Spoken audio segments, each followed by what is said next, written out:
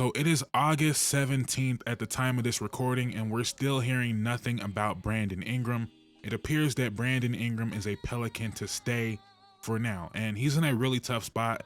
This is something you usually see happen with older players like Carmelo Anthony, Allen Iverson, to a certain extent Russell Westbrook, even a guy like DeMar DeRozan this year, who I won't say took a pay cut, but DeMar DeRozan is making much less money than guys that he's way better than. You guys get the theme of what I'm talking about, or maybe you don't, maybe you're too young to understand it, right? But even someone like Allen Iverson, MVP level player, Allen Iverson ended up out of the league sooner than expected because he was put in a adapt or die situation. Because he was no longer good enough to be the best player, or teams felt like he was no longer good enough to be the best player on a good team. So if you're not the best player on a team, you probably can't be taking the shots that Allen Iverson was taking. At least that was the thought process, right? And Allen Iverson was going to adapt or die. He didn't really adapt. So we end up seeing a former MVP playing in Turkey to finish off his basketball career. We seen the way Carmelo's career ended. We also seen the way people were talking about DeMar DeRozan before he went to Chicago. If your main thing on a basketball court is scoring and you're not the elite of the elite and you don't offer much of anything else, people try to get that player out of the paint unless those players accept who they actually are and they take a lesser role or yada yada, whatever the case may be, right? You guys get the overall point of what I'm trying to say. Sad thing about Brandon Ingram is he's 26 years old and he's being put in a really tough situation. This is really supposed to be the start of his prime, and he's being put in a position where if he adapts, he might die. Bars. But what do I mean by that? If Brandon Ingram fully accepts everything the Pelicans want him to do, if he stands in the corner, shoot threes, doesn't veer off from the offense too much, if he rebounds the ball well, if he plays great defense, if he communicates on defense, if he does all those things, what do we think the outcome of that will be? Do we think people will say, you know what, Brandon Ingram, he's figuring it out. He's in his prime right now. He's a star. We're going to max him out. Or do you think people are going to say, you know what, Brandon Ingram is at his best as a role player? Because I think it's going to be the latter. And the way I see it, that's really the only thing that can happen on this Pelicans team. Brandon Ingram averaged 20 points per game last year, and they added DeJounte Murray. Why would his points or assist go up? Especially if you believe Trey Murphy's going to keep getting better, if you believe Herb Jones is going to keep getting better. Me personally, I believe Herb Jones should have the ball even more. If you believe Zion wants to have the ball more, which, all reports indicate Zion is ready for a bigger, it seemed like their goal this offseason was to empower Zion to really be that #1 guy. They just got stuck with Brandon Ingram because they couldn't find a deal. I truly believe that's what happened. To me, they don't make the DeJounte Murray deal if they feel like they're not going to find a deal for Brandon Ingram. To me, they made the DeJounte Murray deal and said, you know what? All right, now we can breathe. Now we can find, and nothing came up. No deal came up for Brandon Ingram. And this is the reason why I hate Brandon Ingram staying on this team, for his sake and for the Pelicans' sake. Because even if he does everything they ask of him, there's still a chance Brandon Ingram is not even closing games. There's still a chance he's not even closing games. If we're assuming that they're going to start a real center, they're going to close with a real center and Daniel Tice. Again, Daniel Tice. It's going to be Daniel Tice, Zion Williamson, DeJounte Murray. Those three are locked in. They brought DeJounte Murray in for those situations. He's locked in. That leaves Trey Murphy, CJ McCollum, Herb Jones, and Brandon Ingram. If I'm coaching, I want Trey Murphy in the game. I want the best defender. I want all-NBA defender Herb Jones in the game. I do. As much as I love Brandon Ingram, if they have DeJounte Murray, is what Brandon Ingram does needed on this team. It's not needed anymore. I don't need his mid-range buckets because DeJounte Murray gets those. I don't need his passing because DeJounte Murray does that. DeJounte Murray is a better defender, a better rebounder, not a better shooter, but a more willing shooter. Brandon Ingram is not needed on this team.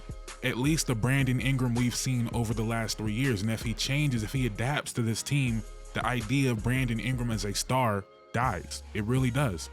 To me, the ideal stat line for Brandon Ingram on this, it's going to sound crazy, right? It's going to sound crazy because we know what Brandon Ingram is capable of. But the idea of what this Pelicans team needs from Brandon Ingram, they need him to average 18 points, 8 boards, 4 assists, 50, 40, 90.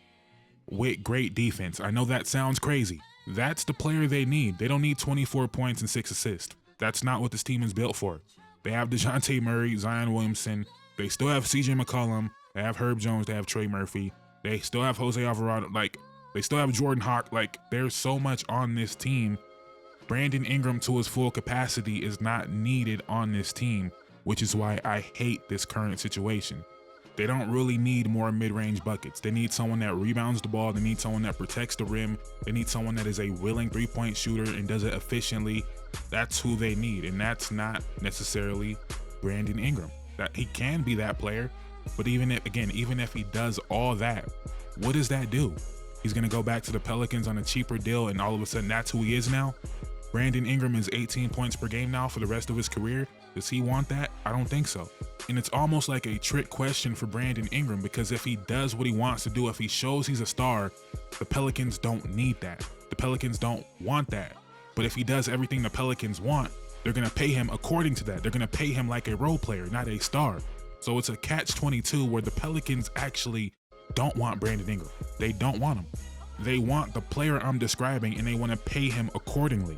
So in a lot of ways, I actually do sympathize with Brandon Ingram, because if he does everything they want him to do, that just allows them to pay him less money than he wants. That, to me, that's the way I see it. It would be different if there was no DeJounte Murray, right?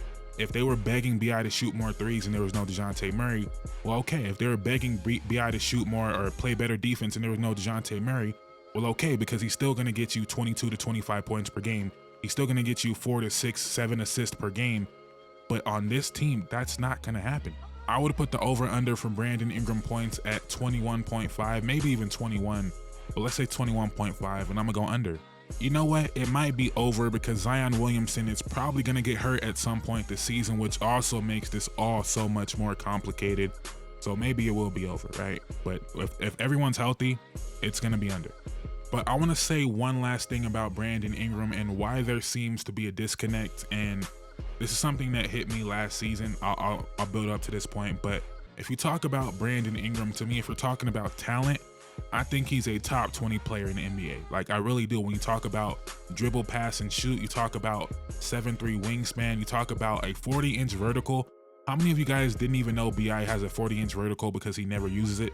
But if he has all this talent that I'm talking about, what is the disconnect? To me, it is awareness. And when I say he's lacking awareness, I don't mean he's dumb or he's always high. You know how many people that just love to make the Brandon Ingram high jokes? Like, I'm sure he does smoke, because who doesn't smoke?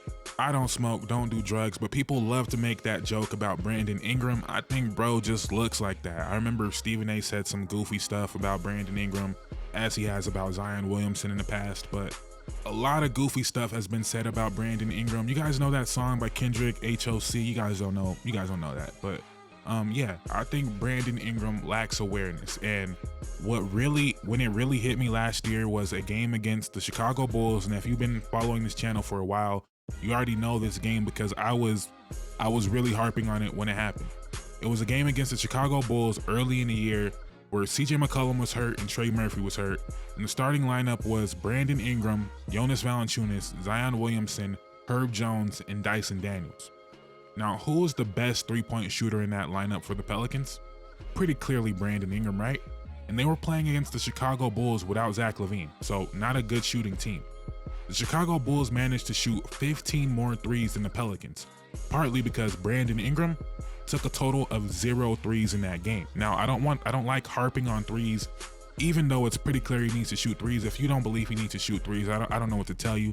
But even if you believe that, I think we all could agree. No CJ McCollum, no Trey Murphy. B.I., you probably got to shoot some threes. He took 0 threes in that game, and to me, that was alarming. Not that I felt like, oh, now he can't shoot, because I felt like, man, the awareness is not there. The awareness, and we all on our couches know, B.I., you got to shoot. And he's not shooting in a game with no CJ McCollum and no Trey Murphy. I don't know what to call that besides lack of awareness. And it's not like he's a low IQ basketball player if you look at some of the reads he makes, some of the passes he makes, but awareness in certain moments is not there. And I feel like that might be what's scaring some people from wanting Brandon Ingram on their team. I remember watching a game where Brandon Ingram took a mid-range jumper down 5 with 8 seconds left.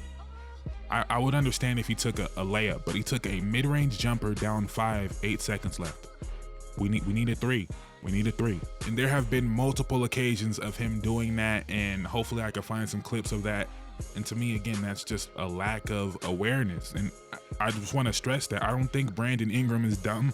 I don't think he's a dumb basketball player. I just think he lacks awareness in certain moments. So if I'm a coach and I don't feel like I have the proper structure in my locker room, or if I have a young team and my star player's not yet solidified, I probably don't want to bring in BI. I probably don't. But if I have all my stuff together, if I have my voice in the locker room, if I know exactly what I want to run, if I know exactly how I want to use BI, and I see his potential as an offensive weapon, then I take that chance. I like BI's game. I want to use that. I want to get the best out of him. I want to put him in the best position to succeed. But I do understand having some trepidation about Brandon Ingram at this point in his career, because if you look at talent, you got to ask yourself, why isn't he better? And I know some people are going to take that as a huge negative. It is a huge negative for sure. It is a huge negative. I'm telling you, I don't think a player has the proper awareness on the court. That's a big negative. But if you think I'm just hating on Brandon Ingram, I know I have a lot of new subscribers lately. If you want to look at any of my Brandon Ingram videos, go on my channel, type in Brandon Ingram or type in Pelicans. I probably have over 30, maybe 40 videos talking about Brandon Ingram and or the Pelicans, because I am a Pelicans fan. And I've believed in this dude more than anybody on this platform that is a rational human being. There might be some stands on here that, you know, just ignore all the negative, but I've tried to see the positive as much as possible. I really have. But we're now going into year 8 or 9, and this is who he is. This is who he is. Still a very good player, but my expectations for Brandon Ingram 4 or 5 years ago, when I started YouTube, if you were to tell me after he made his first All-Star team that he wouldn't have been back by now, that's a huge disappointment. It is what it is. But let me know what you're thinking in the comments down below. What do you think about my whole general point about him being in a stuck position where if he adapts, he might die? I've got to keep repeating that because that's a bar. But if he buys into what's best for this Pelicans team, the idea of Brandon Ingram All-Star player might die. Let me know in the comments down below what you think about that, what you think about the current Pelican situation, and what do you think about Brandon Ingram in general. Thank you guys so much for watching. I appreciate all the support on the recent videos. Hopefully we can keep it going, and the way we can keep it going is you guys liking the video, you guys commenting, and definitely you guys subscribing. I'm out. Peace. In high school, my teachers thought I was smoking stress. Didn't know my eyes low cause of genetic defects.